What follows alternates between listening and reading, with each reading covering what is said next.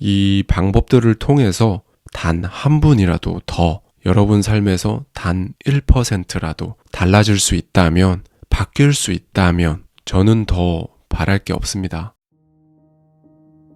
안녕하세요. 하와이 대저택입니다. 지난 영상에 이어서 오늘도 상상을 현실화시키는 끌어당김의 법칙 그리고 그 세부 실행 방법에 대해 인수분해를 해드리겠습니다. 오늘 영상은 시간이 아무리 길게 나와도 이번 영상으로 인수분해 시리즈를 마무리하겠습니다. 끌어당김의 법칙 기본 4가지 방법, 소리내어 말하기, 손으로 쓰기, 상상으로 시각화하기, 감사하기, 이 4가지 방법에 더해서 추가적으로 효과가 정말 좋은 방법들, 그 중에서도 노트에 여러 개의 목표를 다 적고 취침 전후에 한번 읽어보기까지 말씀드렸는데요. 다음 방법은 1000번씩 90일 동안 말하기예요. 이 방법은 저 역시 올 봄부터 여름까지 해냈던 방법입니다. 지금 보시는 화면처럼 이지 카운터를 이용해서 하루 1000번씩 말했고요. 정말 단 하루도 빠지지 않고 90일 연속으로 해냈었습니다. 이 방법 역시 난이도가 높은 편이에요. 제가 다 해본 입장에서 말씀드리자면 100번씩 100일간 쓰기하고 비슷한 난이도가 아닌가 생각합니다. 1000번을 말해야 하는 거니까요. 끊어서 하지 않고 할 경우 1시간이 조금 넘게 걸립니다. 물론 나중에 조금 익숙해지면 그 시간이 조금 더 단축되긴 하는데 기본적으로 100번씩 100일간 쓰는 것보다 시간은 더 많이 걸려요. 그런데 시간이 많이 걸리다 보니까 이걸 끊지 않고 온전히 1000번을 딱 하기는 정말 쉽지 않습니다. 그래서 저 같은 경우에도 상황이 되는 경우에는 한 번에 연속해서 1000번을 말했었고요. 상황이 여의치 않았던 날에는 몇 번에 걸쳐 끊어서 말하기도 했었습니다. 이 방법 역시 왜 하느냐를 알고 해야겠죠. 그냥 이 방법도 좋다더라 해서 하는 거하고 이걸 왜 하는지, 이걸 하면 어떤 효과가 있길래 내가 이렇게 하고 있는지 알고 하는 것과는 엄청난 차이가 있습니다. 마찬가지로 궁극적인 목표는 이걸 습관화해서 여러분의 무의식에 각인시키기 위함이에요.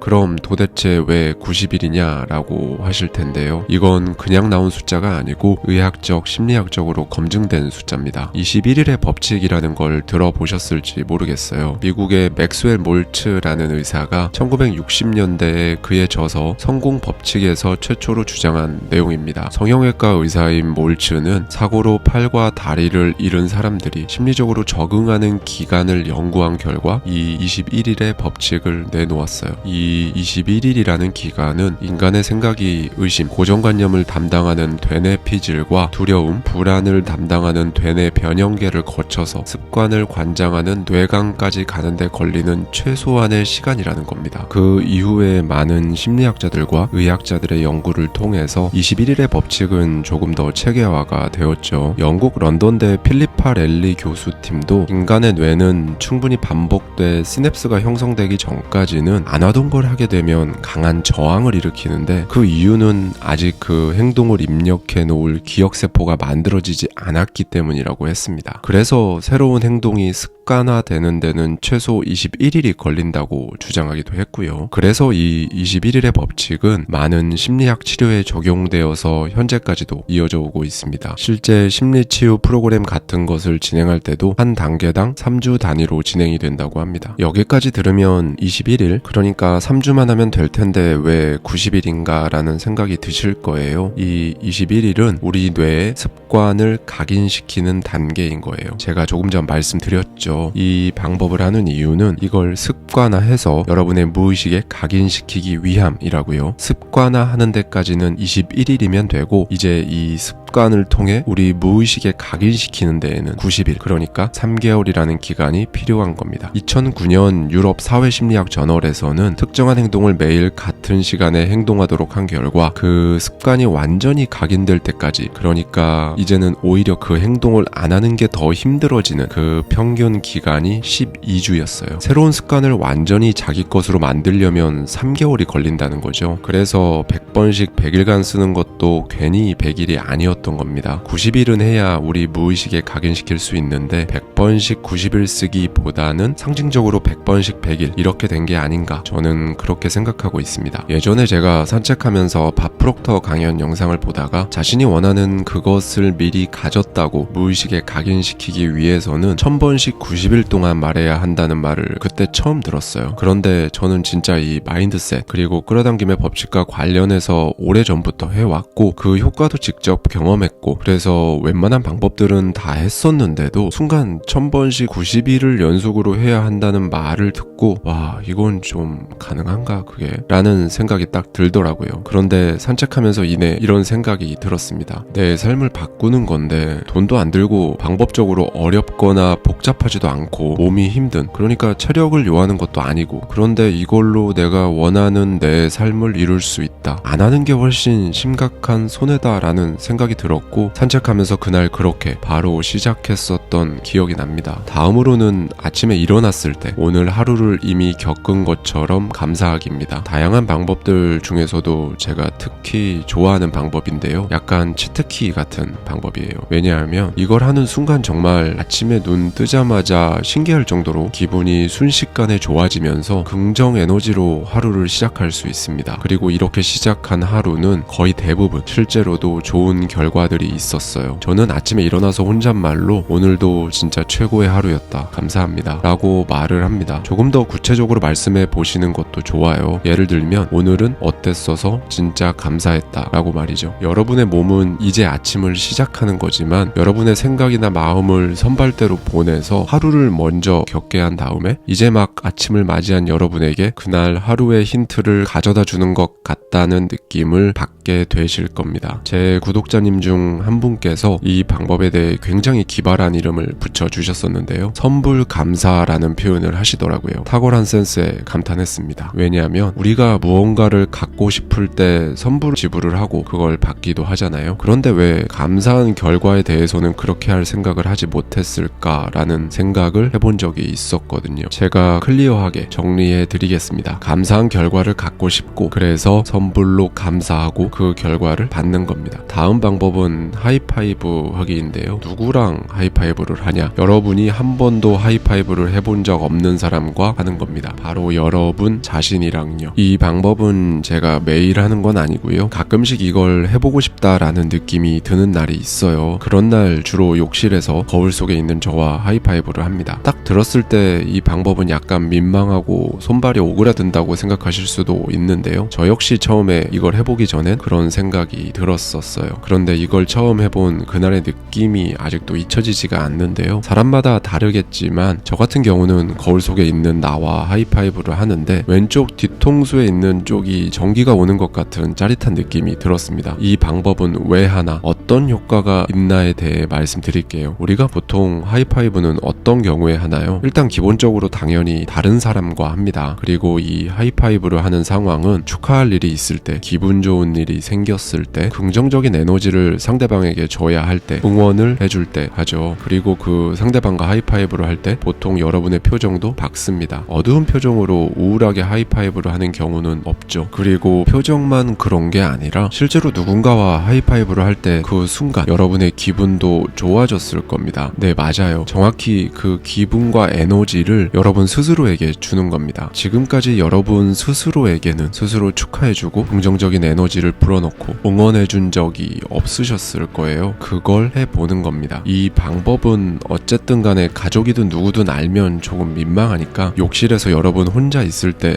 해보시길 추천드리고요. 시간도 30초도 안 걸립니다. 이 방법은 구독자님들께서 한번 해보시고 댓글로 저에게 피드백을 주세요. 굉장히 간단하지만 효과가 좋은 방법입니다. 다음 방법은 작은 끌어당김을 먼저 해보기예요. 끌어당김의 법칙, 그러니까 여러분이 원하는 것을 말하고 쓰고 상상으로 시각화를 할 때는 보통 중장기 목표를 잡는 경우가 많으시죠. 그건 당연합니다. 그래서 필연적으로 이루어지기까지 어느 정도 시간이 소요되고요. 그런데 정말 별거 아닌 것들, 내가 외출해서 어떤 장면을 본다, 항상 주차할 자리가 없는 그곳에 오늘 내가 가면 내 자리 하나가 딱 비어있다, 나에게 이런 일이 있고 그걸 알게 된 내 지인 중 누가 축하한다며 카톡을 보내온다, 이런 것들 말이죠. 이런 소소한 장면들을 한번 상상해보세요. 이 방법은 제가 네빌 고다드에게 영감을 얻은 방법인데요. 네빌 고다드가 그의 강의에서 그랬었죠. 여러분은 앞으로 7일 동안 잠들기 전 사다리를 상상하라고요. 사다리를 오르는 자신의 모습을 말이죠. 그리고 나서 일주일 후에 다시 이 강의에 와서 일주일 동안 무슨 일이 있었는지 자신에게 말해달라고 했었습니다. 그리고 그 결과 수강생의 절반이 넘는 사람들이 실제로 잠들기 전 상상했던 사다리를 일상에서 보거나 심지어 사다리에 올라갈 일이 생긴 사람들도 있었어요. 한 예로 한 젊은 남성은 부모님 집에 방문할 일이 있어서 찾아뵈었는데 부모님 집 지붕 쪽에 하자가 생겨서 아버지가 사다리를 놓고 위에 올라가 계시더라는 거죠. 그때까지만 해도 이 남성은 잠들기 전 상상했던 그 사다리는 까마득하게 잊고 있었어요. 그런데 이 남성의 아버지가 이렇게 말씀하시는 거예요. 거기 밑에 있는 공구를 좀 가지고 올라와 줄래? 라고 말이죠. 아무 생각 없이 이 남성은 공구를 들고 사다리를 오르다가 사다리 중간 정도 지점에서 소름이 돋았다고 합니다. 내가 지금 진짜 사다리를 올라가고 있네 라고요. 여러분들도 이렇게 별건 아니지만 굉장히 작고 소소한 것들을 상상해보세요. 그리고 그게 이루어지는 경험을 해보시길 바랍니다. 그러면 이제 스스로 상상을 시각화하고 그게 이루어지는 이 끌어당김의 법칙에 대해 더 확신도 생기고 자신감도 붙을 거예요. 해보면 효과가 좋은 추가적인 방법들 중에 마지막입니다. 이건 많은 분들이 한 번쯤 들어보셨을 거예요. 아침에 일어나서 이불 정리하기입니다. 이 방법은 별것 아니지만 미국에서 굉장히 이슈가 되었었죠. 왜냐하면 텍사스 대학교 졸업식 축사에서 미국 전 해군 대장 윌리엄 맥레이븐이 한 연설 때문인데요. 맥레이븐은 이 연설에서 인생을 바꾸고 싶다면 아침에 일어나서 이불 정리부터 시작해라 라는 말을 했죠. 그런데 전 사실 이 방법을 예전부터 들어서 알고는 있었지만 딱히 관심이 없었습니다. 왜냐하면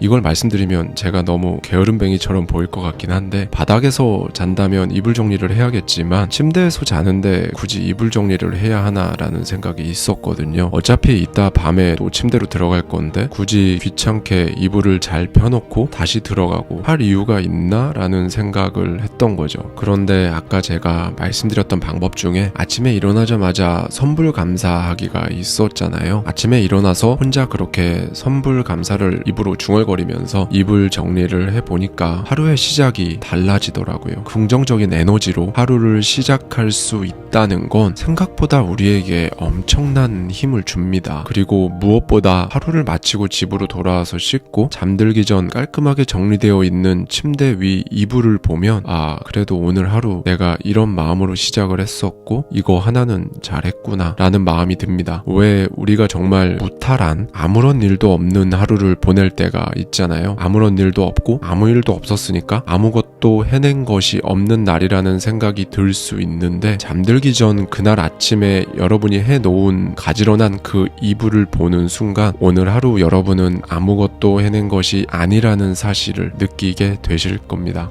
드디어 다 말씀드렸습니다. 기본적인 4가지 방법인 소리내어 말하기, 손으로 쓰기, 상상으로 시각화하기, 감사하기, 그리고 추가적으로 노트에 적고 취침 전후로 한번 읽어보기, 1000번씩 90일간 말하기, 선불 감사하기, 셀프 하이파이브, 작은 끌어당김으로 끌어당김 자체를 익숙하게 만들기, 아침에 일어나서 이불 정리하기까지 다 말씀드렸어요. 이 방법들은 모두 제가 직접 해봤거나 지금도 하고 있는 것들이고요. 실제로 효과가 좋다고 생각한 것들만 말씀드린 겁니다. 이 방법들 중에서 한 가지도 좋고요. 2가지도 좋습니다. 여러분의 상황에 맞게 하실 수 있는 것부터 하나씩 해보세요. 그리고 그렇게 하시다 보면 하나씩 더 해보고 싶어지실 겁니다. 그리고 마찬가지로 해보시고 어떠셨는지 여러분의 느낌과 생각 그리고 변화를 댓글로 남겨주세요. 이렇게 끌어당김의 법칙 인수분해 시리즈 영상을 마치게 되었는데요. 제가 항상 지겹게 드리는 말씀입니다. 지겹도록 말씀드리는 이유는 제가 정말로 그렇게 생각하기 때문인데요. 이 방법들을 통해서 저의 구독자님들께서 단 한 분이라도 더 그리고 여러분 삶에서 단 1%라도 달라질 수 있다면 바뀔 수 있다면 저는 더 바랄 게 없습니다. 감사합니다. 지금까지 하와이 대저택이었습니다.